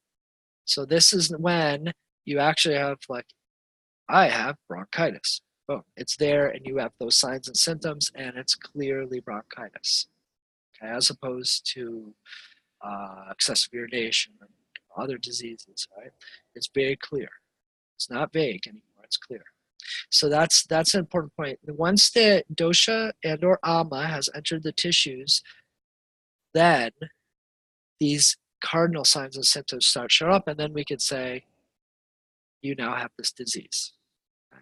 Now, generally, of course, as an Ayurvedic practitioner, and really Ayurvedic wellness counselor, you're not going to be diagnosing diseases here. However, you will be assessing, and nothing stops you from getting good with that, reading Madhavandana and getting really good at being like, this, and this. Kind of sounds like you have peptic ulcer, but you can't, of course, depending on where you live. In India, you can do anything, but in America and other places in Europe, you can't diagnose the disease. However, at this point, you can refer out and ask a medical doctor to confirm that. Be like, I'd see the doctor and, go check it out. You can write on, they seem to be showing signs of this. Let's test to make sure and get on working with it, right? So you can really, A, save someone's life, B, really help them out. But here, when people come in with cardinal signs and symptoms, especially one discussion I want to have with you here too is a lot of people, most people you're going to see are going to have diseases that are managed already by Western medication. They've been doing stuff. It may not be managing as well as they'd like to. Okay, that's what they're there with you for. But they will probably be managed. Okay, if someone has a very serious disease and they or an acute disease, and they're coming to you, you do need to refer them out. So you're not playing with their life. Okay, they need more serious treatment. In India, of course, if you live there, Ayurvedic doctors actually can do what an MD can do, and so on and so on. And they have access to very strong medications that can actually palliate serious symptoms and signs and so on. But in pretty much wherever all of us live, it's a good idea to be able to refer out when we see kind of symptoms like this. So that's rupa, okay? Now, an important part of rupa is this is where you're really going to see the gunas of the doshas manifesting in the tissues. So let's say you have plasma. What's the upadhatu of rasa? Little quiz for y'all.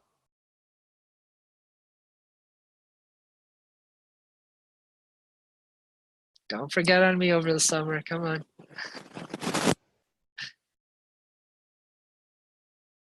Especially women here, right? You're all women. It's very relevant to you. Menstruation and breast milk.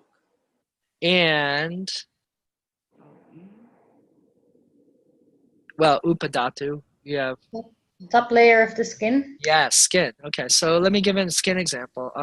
So if someone comes in and they have incredibly flaky, dry skin, not just a little dryness, but really bad, like they have let's say they have a skin condition and it's extremely dry, flaky.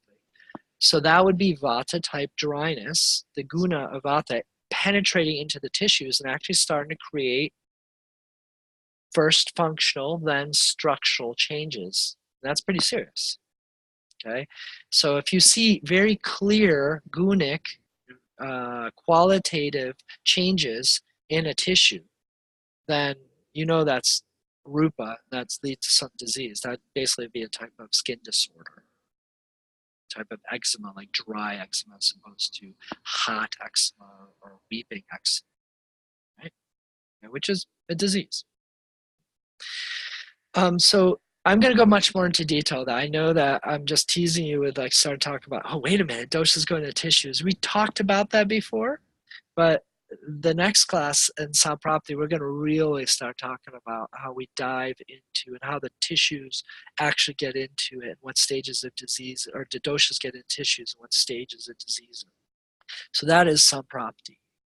And at later stage, and what we're going to see of the 6 stages of Samprapti and the 5th stage and 6th stage, Vyakti and Veda, that's where you start seeing Rupa, okay, the cardinal signs and symptoms of disease. Before that, you see some doshic stuff. You may see some Purva Rupa, but so on. There's a kind of little Ayurvedic sutra I'd like to pull out for you, and this is something we're going to review in the next 3 classes, probably every class. Dosha, dusha, samurchana, janito he. So dosha, dusha, samurchana, janito he. And you're going to see this throughout your book, and it's a very popular Ayurvedic phrase. What it means is the doshas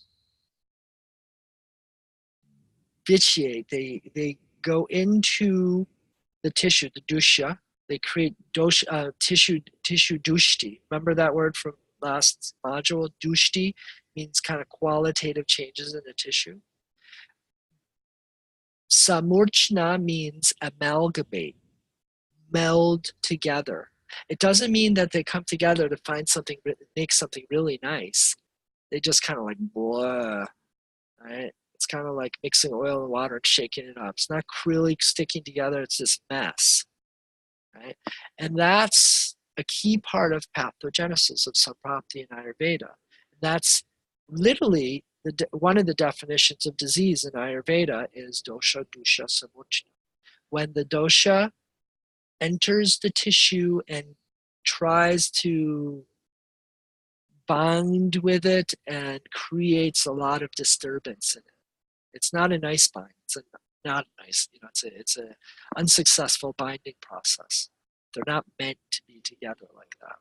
It's because the Dhatu Agni is weak. It gets overwhelmed and it starts changing the tissue, and thus the disease process starts due to doshas. Okay, Ama kind of does the same thing. So just hear that phrase, and that's your first introduction. Maybe you've heard that before. Have you? Any of you heard that before? In the previous class? Okay, so first introduction, not the last. So dosha, dusha, samurchana, janito he. So those, very, very important piece. When this happens, when the doshas enter into the dhatus because they've conquered the Agni, because of, remember that word kavai gunya? Because there's a defective space that invited them there. Right? When this happens, the signs and symptoms, Purva Rupa symptoms, those kind of warning bell signs and symptoms start maturing and or changing into cardinal signs and symptoms, into Rupa, full blast Rupa. Okay?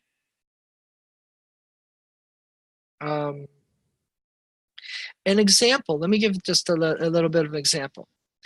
If you, let's say you're living on a plains or something like that, you can see kind of a little bit of a distance, and then you see some smoke. And you're like, oh, hey, something's going on. Like, what's the smoke? Why is it there? Some cooking? Is there a wildfire? Right? What's going on? And then you wait patiently, and then you see either you cross the hill or the fire comes up and is burning, the forest is burning in front of you. Ah, now I know it's a big forest fire. It's not someone cooking, or not someone smoking a pipe or whatever somewhere there. I know what it is. So Purva Rupa is smoke in the distance. Rupa is that raging fire that's causing the smoke, and you are witnessing it. You know why. Right? Does that make sense? It's kind of like an image. So a disease is that raging fire. Okay, it is a brush fire. I see it. I label it as a brush fire. The smoke is like, okay, there's pitta aggravation. And something is burning. I don't know what it is. I don't know what tissue is being aggravated by pitta quite yet, right? But when you see the oak tree on fire, it is the oak tissue that is being aggravated by pitta. Okay, so it's more clear. So hopefully that kind of gives you an idea between Purva Rupa and Rupa. Right? As an Ayurvedic practitioner, way down the line, if you guys continue on to that, we're going to be learning pathologies, and we're going to be learning the prodromal signs as best we can, and the cardinal signs and symptoms of this disease. What do you look at, and what do you classify, and then can assess or diagnose in Ayurvedic light these kinds of different diseases or syndromes. And that's what Western medical doctors do too. Okay, just a moment for questions. I just want to make sure that those concepts are clear, or at least kind of semi-intelligible at this point. All good? So we've covered Nidana, we've covered Purva Rupa, and we've covered Rupa. So the first 3 of the 5 clinical barometers. So now we're kind of seeing, okay, now we got etiology or cause for diseases. Ayurveda's rather comprehensive overview of what can be causing disease. And we see now diseases, if we're going to start talking about disease, we have to know that there's the Purva Rupa, which is very important in Ayurveda, because that determines also prognosis. If you can catch Purva Rupa, then it's easy, it's easier to heal this. And you as Ayurvedic wellness counselors are trained up to being able to heal that quite well. Right? That's well within your scope of practice. Once we get into Rupa, it gets harder. It is much more difficult. Not impossible sometimes. Most of the time you can do quite well. But now we have real bona fide diseases. So it's good for you to be able to classify between symptoms that clients show up. And that gives you a chance to choose your battles. Right? If someone shows up with diabetes, a couple things, but they also have some dosha disturbances, you can work on those dosha disturbances, diet, lifestyle, and simple herbs, and you can cut the root of what's creating the diabetes if it's not too far gone, let's say, or too seriously down there. You can cut the roots of that and really help that issue, though you may not be giving them like insulin supplements or like strong medicine to kind of keep it at bay. Right? You may be working, most of you are going to be working concurrently with people that are on medications and so on.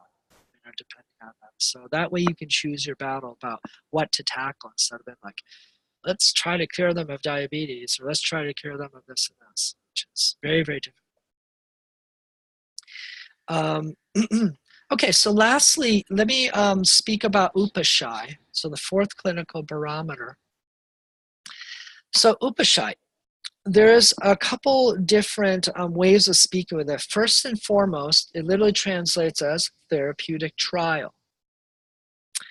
So this is, I'm very amazed that they put this as one of the clinical barometers of Ayurveda, the way that we start talking about disease right from the get-go. It kind of teaches you to be humble, okay? Because it says like, this isn't a road of being able to master everything and immediately say, oh, read your pulse and yeah, this is that, exactly this. Maybe when you're 100 years old and you've done this for 90 years or something like this, maybe you can say that with 90% accuracy, but there's always a chance. And every person is different and every situation is unique.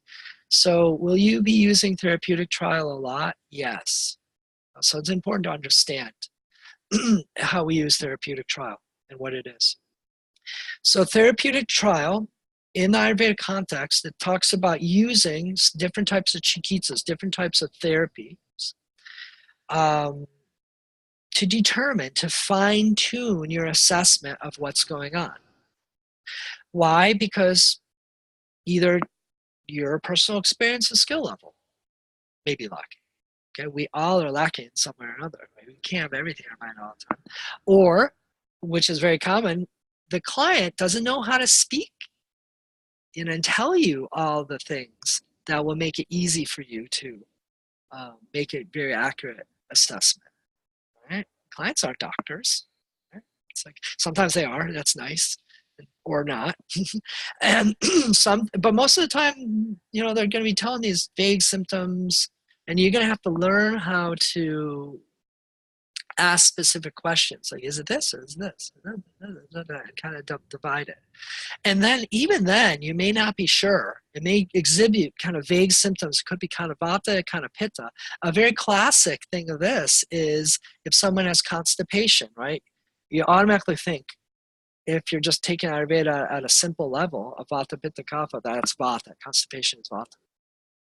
Is it really? Now, vata, constipation could be for many different reasons. It could be dryness of vata, but isn't pitta related to fire dosha? And isn't fire dry? So if the heat of the pitta causes dryness, it can dry up the fluid. So it could be pitta related constipation as opposed to vata related constipation. How are you going to know? Well, if you give them something heating and it doesn't help, then you know it's not the it's not necessarily just vata constipation, because that would generally help that. Then you know it's pitta, right? Therapeutic trial. So we have to do that a lot. So let's talk. In Ayurveda, there's three very general categories of chikitsa or therapy. And these general categories are going to be diet, lifestyle, and then medicines. Ahara, diet, vihara, lifestyle, and aushadha, medications. Okay, that's the general three categories. And there's tons of stuff that falls within this, of course. But therapeutic trial is using 1, 2, or 3 of these, depending on your scope of practice and what you're trying to do, to determine and assess from vague symptoms that the client gives you which dosha, right, and which disease, and so on and so on. You know, it's like you could use it therapeutically to figure out which dosha, which dhatu, which disease, what type of like asthma, is a cardiac asthma, is a pulmonary asthma, things like that. So it's differential diagnosis too. So in the textbooks, they talk about viparita and tadarthakam. Okay, so those two, what they mean is either antagonistic treatments or synergistic. Okay, now most of what you're going to be doing in Ayurveda is antagonistic treatment, right? So opposites heal and similars kind of aggravate. However, Ayurveda does honor that sometimes treating synergistically, like homeopathy, for instance, is part of Ayurveda too. And sometimes that does lead to a cure. It's also in Chinese medicine. Sometimes you aggravate something a little more and it flips over to heal itself in a way. Okay? So that is part of Ayurveda. So that's beautiful. It shows how broad Ayurveda is. So it's not just saying you can only use opposites to heal. You can actually use similars to heal too. Like a key example is, how many of you have had a sty in your eye? Or like a boil or a pimple, right? What do you do about that, right? What you can do is you put a hot cloth on it and kind of try to bring it to fruition so it'll let out instead of be there for a week, right? That's using similars. You're adding heat to a very hot thing and trying to make it move through quicker, right? So that's a key example. And in Ayurveda, that'd be a very big example of tadarthakam, right? That using synergistic treatment.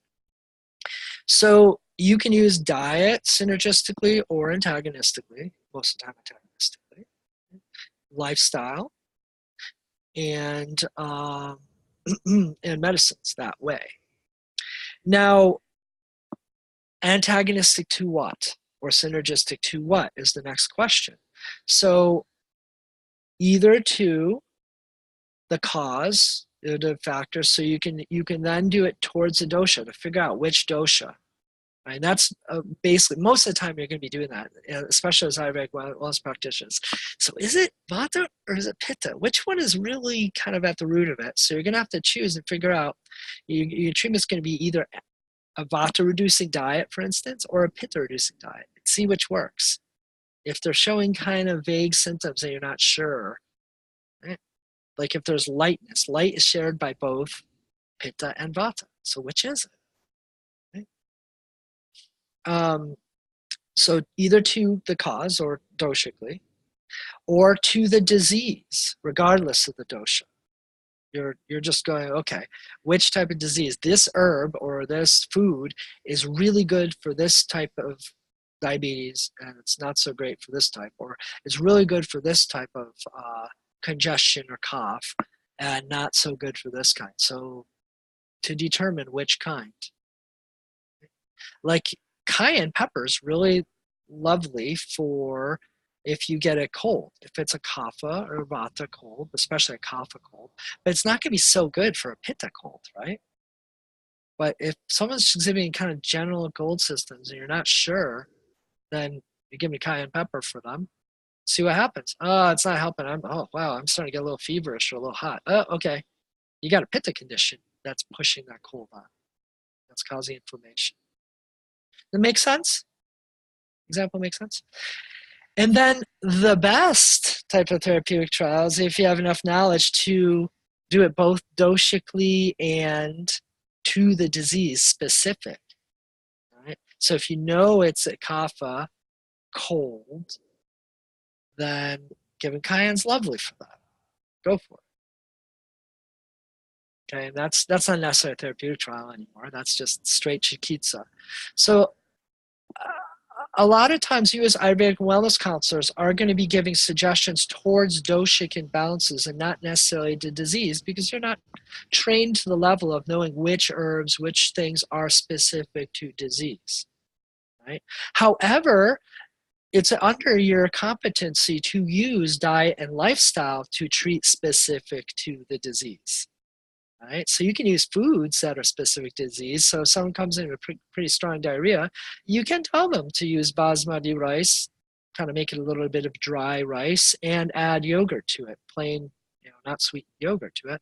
That is very helpful. Right? You can have them eat like a stewed apple or so to help start with that. However, you're probably not going to be like prescribing kutaja and a couple other herbs that are specific to diarrhea. Not yet. As an Ayurvedic practitioner, you can do that. Any questions? Yeah, Brittany. So I know you're saying, so what if somebody comes in, they already have a disease, they've had this disease for years, but they're interested in seeing an Ayurvedic wellness counselor just to overall lifestyle. Is it ethical for us to take them, or do we need to say no? No, it's totally ethical for you to take that, but you have to choose your battles. 99% of the time, that person will be seeing or have seen a doctor. Okay, if they come in and they have a very serious disease that's unmanaged, then what's ethical is you send them to the ER, right? Or you send them to the doctor. It's important to know. Does that happen? It does, but very rare. Extremely rare. I wouldn't be afraid of that. I don't know, maybe once that's happened to me. And I just sorry, but you're showing signs of a heart attack or whatever. You need to go and get this checked out. It's beyond me to do that. Nor, even if I assess it, I can't do anything about it. You need to go to the ER. I'm not going to try herbs on that. So I wouldn't worry about it. But what we're going to, you see, I'd say about 70 to 80% of people you're going to encounter are going to be that exact situation. So you got to just choose your battles. Like, what can you do to doshically undermine those diseases, to start helping them with diet and lifestyle, and maybe some simple kitchen herbs? Well, what can you do? There's a lot you can do, because most diseases respond wonderfully to right diet and lifestyle, right? It may take a little time, but you're going to start seeing some results, right? And then, if you know that this isn't something super too hard, you can recommend that they go see your local Ayurvedic practitioner, doctor, whatnot, and they can get even more benefit through herbal protocols alongside of the Western medicine, as long as they're educated well with that. Okay? So you fulfill an extremely important role. I mean, honestly, even as an Ayurvedic practitioner, my hands are tied a lot because of their medications, because there's so many contraindications. And I have to be honest with them, be like, I'd love to give you herbs, but these herbs are really mess with your medications. So we have to make a choice here, and or we can try therapeutic trial work with this. And if you get any stuff with the medication, either the doctor and me can work to balance it out, or we just can't do the herbs. We just have to work with diet and lifestyle, which works wonderful. What if somebody comes to you and they want to get off their prescription drugs? Not for you guys to do, okay? In my case, I sometimes work with them, but absolutely with full knowledge of their doctor. I would never, ever take someone on that wants to do that without full disclosure with their doctor, and their doctor being totally okay and into it. That happens a lot for me. I work with integrative doctors, and they love sending people there because they kind of can't do that, and they can't give synergistic treatment. So without them saying it, they're like, here, why don't you go see him, and we'll work with you. They'll monitor and make sure everything's safe, and then if they can lower or come off their medication safely, that's good.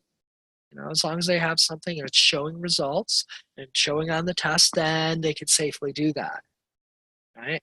But they can't do that themselves. So we fill a really neat niche. Like, it's exciting to be working with doctors and MDs, but my job's harder than theirs. I have to cross-check herbs. They have a database of all the medications that's pretty darn good. And there just isn't the research out on every single herb and combinations, and so it's just too huge of a subject. There's some great stuff out there, mind you. There's naturaldatabase.com that I work with, which is awesome. But it's a journey. Okay, so at your step, I would not take that. Say like, sorry, it's like it has to be totally under your doctor's wing, and I can't give you the herbs that could possibly help to ease the transition. So you have to refer them out to someone that feels confident to do that or competent. Yeah, good question. Very important one. Well, and just any last questions before we leave off this introductory class? I have a question. As an Ayurvedic counselor, are we able then to use simple herbs for simple remedies?